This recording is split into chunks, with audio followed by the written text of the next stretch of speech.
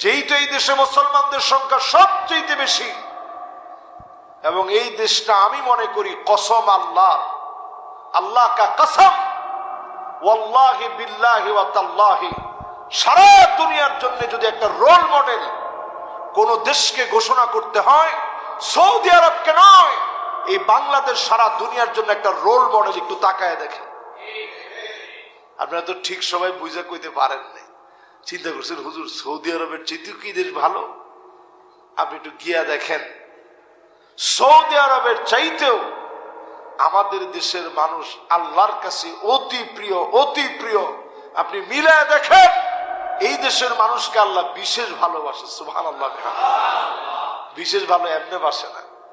আপনি কোরআনের আয়াত মিলায় দেখেন, ওয়াত্তাকু ফিতনাতান লা তুসিবান্নাল্লাযীনা যালামু মিনকুম খাসসাহ। আল্লাহ বলেন, নবী ভয় করেন ওই আযাবকে, যে আযাব আসলে সবার উপরে একযোগে আসবে।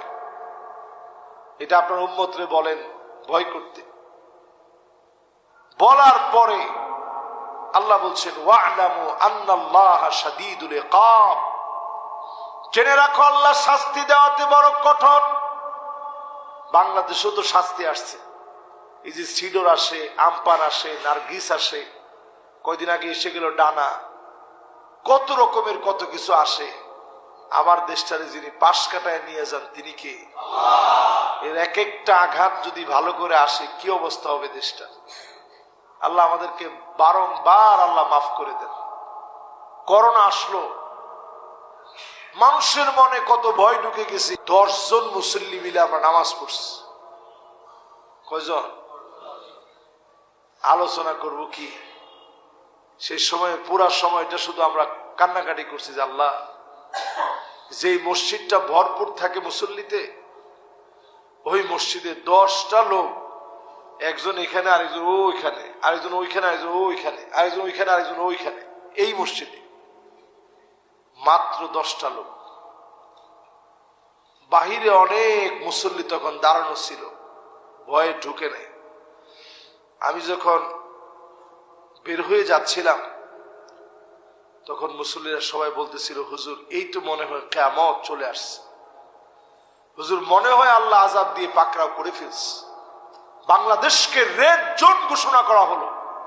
আল্লাহ পাক ঠিকই আমার দেশটাকে হেফাজত করছেন, আল্লাহ পাক ভালোবেসে এই দেশটাকে হেফাজত করছেন। এই জন্য বলি, এই দেশের মানুষের যে আখলাক, একেবারে খারাপ মানুষ নাই তা তো না, ভালো এমন মানুষগুলো আছে, আল্লাহ তাদেরকে বড় পছন্দ করেন।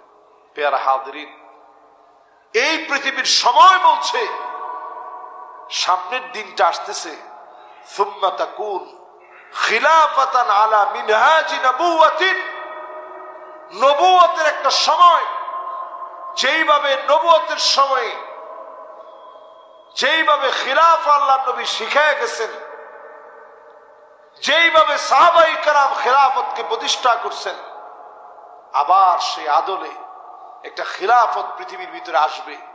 এটা আমার কথা না, নবীজি বলে গেছেন। জোরে কোন সুবহানাল্লাহ। আপনি এটার জন্য কতটুকুন কাজ করতেছেন? এই জমিনে শুধুমাত্র ক্ষমতার জন্য দল করি, আমার দল ক্ষমতায় যাবে, আমার দল ক্ষমতায় গেলে আমার পাওয়ার বাড়বে, টাকা পয়সা বাড়বে, এগুলা সব বাদ দিই জমিনে দিন কায়েমের জন্য কয়জন কি করতেছেন একটু নিজের প্রশ্ন করে। পৃথিবীতে আসতেছে সেই সময়, এই সময়টা এমন হবে কারো আর কোনো চিন্তা করা লাগবে না।